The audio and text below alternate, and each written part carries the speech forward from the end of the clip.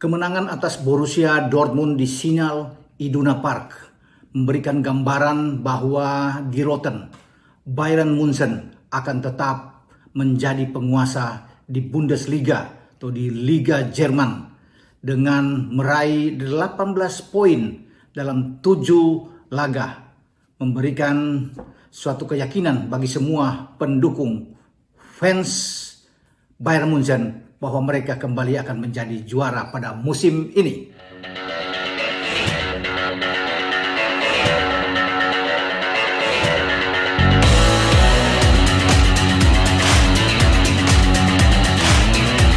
Tiga poin yang diraih oleh pasukan Hansi Flick ketika mereka menjambangi markas dari Borussia Dortmund di Signal Iduna Park membuat posisi Bayern Munchen sekarang tetap kuat berada di puncak klasemen Bundesliga Jerman pada musim ini.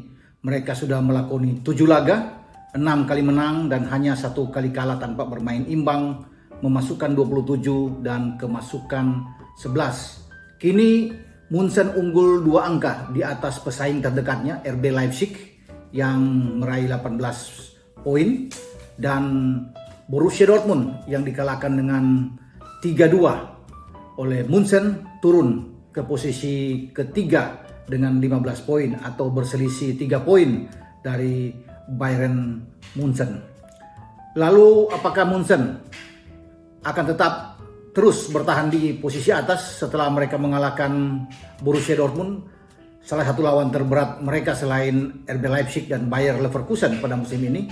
Saya berani meyakinkan dan menjawab bahwa musim kompetisi Bundesliga Jerman untuk 2020-2021 kembali akan menjadi milik bagi FC Hollywood untuk meraih gelar mereka yang dalam hampir 1 dekade, ya, 8 kali menjadi juara, ya, berturut-turut, dan ini akan membuat mereka menjadi yang ke-9 secara berturut-turut dalam 1 dekade setelah mereka memulai pada musim 2012-2013. Jadi memang sangat sulit bagi siapapun yang ada di Bundesliga untuk bisa merombak tradisi kuat dari Bayern Munchen yang terus berkuasa.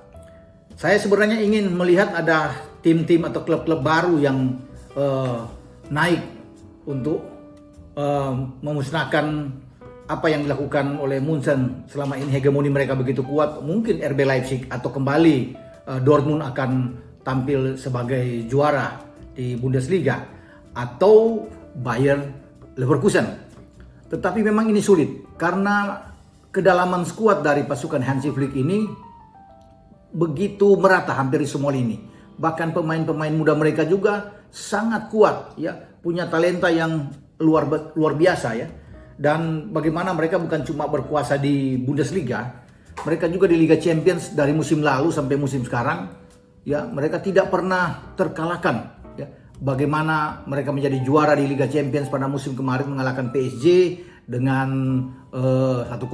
Sekarang juga mereka menjadi pemuncak di grup mereka, 3 kali bertanding, 3 kali menang, poin mereka 9. Jadi seperti sulit untuk menyingkirkan mereka pada musim ini dengan kekuatan mereka yang luar biasa, ya. Satu-satunya kekalahan mereka pada musim ini dialami ketika bermain di pekan kedua saat mereka datang ke kandang Hoffenheim, dan di luar dugaan Munchen dipermak habis saat itu dengan 4-1 oleh Andrej Kramaric dan kawan-kawan. Padahal di pekan pertama atau sepekan sebelumnya, bagaimana Thomas Müller dan kawan-kawan itu pesta gol di Allianz Arena.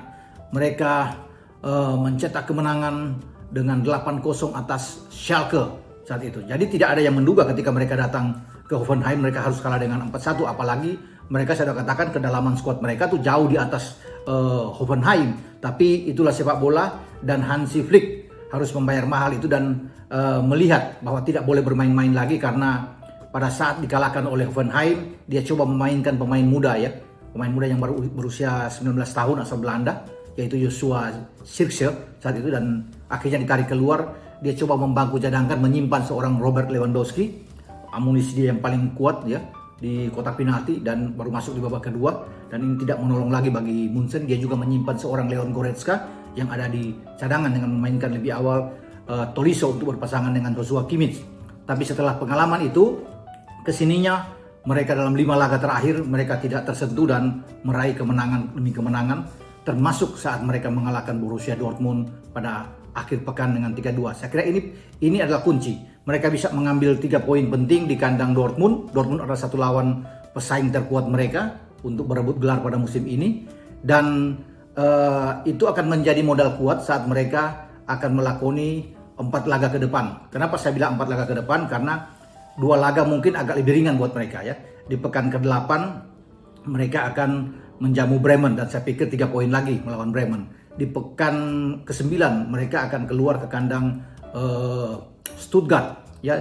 Saya pikir 3 poin lagi melawan Stuttgart. Nah, mereka Hansi Flick ini dan pasukannya harus berhitung benar saat ada di pekan ke-10 karena mereka menghadapi lawan terkuat yang berada di peringkat kedua, RB Leipzig. Jadi Leipzig tidak boleh dianggap enteng walaupun mereka telah kehilangan seorang Timo Werner yang pergi ke Chelsea ya, untuk bermain di IPL atau di Liga Premier Inggris, tapi tetap mereka menunjukkan sebagai tim yang sangat merata, sangat kuat, menjadi penantang terkuat bagi Bayern Munchen. Di pekan ke-10 ini untunglah bahwa Munchen akan bermain di Allianz Arena. Jadi kesempatan untuk bisa menang ada ya bagi Robert Lewandowski dan kawan-kawan untuk bisa menang di Allianz Arena. Kalau mereka mampu mengatasi RB Leipzig ini, mereka juga harus mengatasi pertandingan berikut saat keluar kandang ke Stadion Alte Forestei. Mereka menghadap tim yang sekarang berada di zona Champions, tim kuda hitam, yaitu Union Berlin. Tidak boleh dianggap enteng karena bersamaan dengan kemenangan Munchen atas Dortmund, Union Berlin juga tampil luar biasa ya, dengan mengalahkan Bielefeld dengan 5-0. Jadi harus hati-hati bagi Hansi Flick karena ini bukan tidak mungkin akan mereka Union Berlin ini akan bisa membuat kejutan dengan mengalahkan Munchen, walaupun sekali lagi dalam hal materi pemain, kedalaman skuad mereka memang kalah jauh dibandingkan dengan Munchen. Paling tidak Union Berlin ini hanya punya pemain gaek ya, pemain veteran Jerman berusia 32 tahun, itu adalah Kruse. Mark Kruse ini sejauh ini dalam 7 laga sudah membuat 3 gol ya, menjadi pemain paling penting dan dia menjadi pencetak salah 1 gol kemarin mencetak ketika mereka menang 5-0. Jadi dengan Kruse sebagai otak dari Union Berlin, walaupun dia sudah tua tapi tetap dia punya pengalaman yang harus hati-hati bagi Munchen. Kalau Munchen melewati Leipzig dan juga melewati Union Berlin, ini akan aman. Gelar ke-9 secara beruntun akan mereka raih pada musim ini dan mereka tidak akan tersentuh. Ada satu hal yang menarik bagi saya dengan pasukan Hansi Flick ini, bahwa Munchen tidak pernah kehilangan talenta pemain-pemain muda ya. Dalam 2 pertandingan terakhir bagaimana Hansi Flick mencoba pemain belakang yang diambil dari Marseille pada musim ini, yaitu Bounasar. Tidak ada yang menduga bahwa Bounasar itu bisa mendapat tempat utama ya ketika bermain melawan Köln dan mereka menang di pekan ke-6 2-1 di kandang Köln. Bounasar bermain di posisi bek kiri, dipasang oleh Hansi Flick bermain di kiri, padahal di sana adalah bek kiri yang paling utama buat mereka, Lucas Hernandez, yang justru ada di bangku cadangan dan tidak bisa bermain. Bounasar tidak diganti, tampil luar biasa. Jadi bek kiri dari Munchen ini cukup banyak ya, ada Bounasar, kemudian ada Hernandez dan juga ada Alphonso Davies di sini.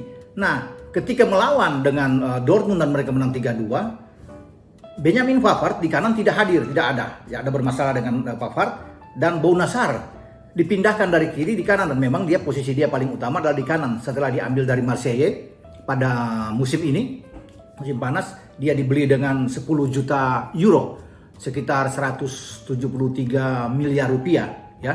Dan pemain ini tadinya akan menjadi penghuni tetap di bangku cadangan, tetapi Hansi Flick adalah seorang pelatih yang luar biasa, jeli, cerdas, yang saya lihat bakal mungkin menjadi pemain pelatih tim nasional Jerman, akan bersaing dengan Jurgen Klopp nantinya. Ya, kita bisa akan lihat nantinya progres ke depan, tetapi kita bisa tahu bagaimana Flick menempatkan pemain ini.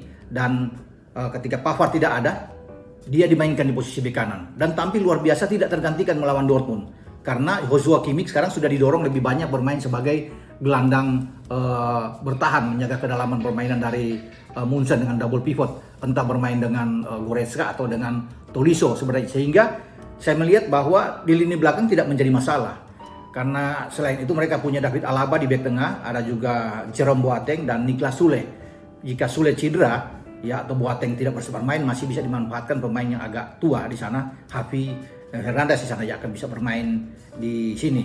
Nah di tengah juga saya kira Flick masih memiliki amunisi yang kuat dengan Marc Roca di sana, pemain yang diambil dari Espanyol dan dia bisa ditempatkan di sini. Nah Sirse juga memang ada di depan. Ya bisa menjadi cadangan bagi Lewi atau Lewandowski, dan mereka juga punya seorang Choupo-Moting ya, Choupo-Moting yang diambil dengan free dari PSG kemarin. Jadi memang banyak pemain-pemain Munchen yang bisa saling bergantian, opsi bagi seorang Flick bisa banyak. Belum lagi mereka di depan masih ada Thomas Muller, ada Serge Gnabry, ada Leroy Sané di sana yang bisa dimainkan. Bahkan ada pemain sayap yang datang kembali setelah pergi ke Juve sebelumnya, dan dari Juve dia kembali, yaitu Douglas Costa yang masih bisa dimainkan. Musiala juga pemain muda yang juga masih ada di bench yang sekali-sekali bisa ditampilkan. Jadi saya pikir bagi Hansi Flick dia tidak punya kendala apa-apa dengan merotasi semua pemain, karena mereka harus berkonsentrasi bukan saja di Bundesliga tapi bagaimana bisa mempertahankan gelar di Liga Champions sebagai juara bertahan.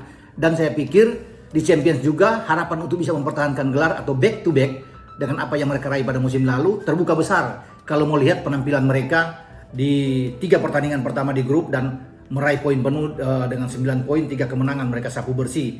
Jadi konsentrasi mereka memang agak terpecah, tetapi mereka tetap akan fokus. Dengan banyaknya pemain, Flick akan mampu untuk bisa memilah-milah merotasi pemain dengan berbagai opsi yang dia lakukan, entah dengan formasi yang 4-4-2 atau 4-3-3 yang diinginkan, atau 4-2-3-1 yang selama ini selalu menjadi kesukaan dari Flick. Itu akan bebas-bebas saja bagi Flick karena dia punya pemain-pemain yang bagus. Dan kita tahu bersama kemarin bagaimana mereka bisa meraih gelar demi gelar ya. Liga Champions mereka sabet, Piala Super Jerman terakhir mereka kalahkan Dortmund, mereka dapat ya, ini luar biasa. Pokal ya, mereka bisa dapat DB Pokal. Kemudian bagaimana dengan gelar juara di Bundesliga, Piala Super, mereka bisa kalahkan Sevilla. Jadi sudah 5 trofi pada musim ini. Trofi ke-6 mungkin mereka akan, dan saya pikir pasti mereka dapat di akhir tahun ini untuk bisa menghadapi kejuaraan dunia antar klub. Dan pasti Munchen akan melaju ke final dan meraih gelar kembali. Jadi memang gelar demi gelar akan diraih oleh Hansi Flick bersama dengan Munchen. Pada kompetisi musim ini pun mereka pasti akan dinaungi dengan banyak gelar ketika melihat penampilan mereka yang luar biasa. Kita tunggu nantinya ke depan tentang progres dari Bayern Munchen ini, yang saya rasa mereka kembali akan menjadi juara, bahkan dengan seorang Lewandowski yang musim lalu bisa menjadi top skor dengan 34 gol dalam 31 laga. Dia mencetak 10 gol di Liga Champions, 15 gol di Liga Champions pada musim lalu, dan musim ini dia sudah mencetak 11 gol. Jadi luar biasa bagi dia, unggul sekitar 5 gol di atas Erling Haaland dari Borussia Dortmund ya, yang luar biasa saya kira bagi seorang Lewi. Jadi saya sekali lagi mengatakan bahwa Munchen akan menjadi juara 90% sudah di tangan untuk musim ini. Memang terlalu pagi, tetapi saya tetap yakin dengan Munchen. Mia San Mia. Sampai di sini dulu perbincangan kita tentang Die Roten, dan Anda jangan lupa untuk like, memberikan komentar-komentar positif tentunya. Kita berbagi informasi, Anda bisa mengusulkan tim Anda untuk kita bahas bersama. Dan jangan lupa juga Anda harus subscribe channel YouTube Bung Roban. Ciao.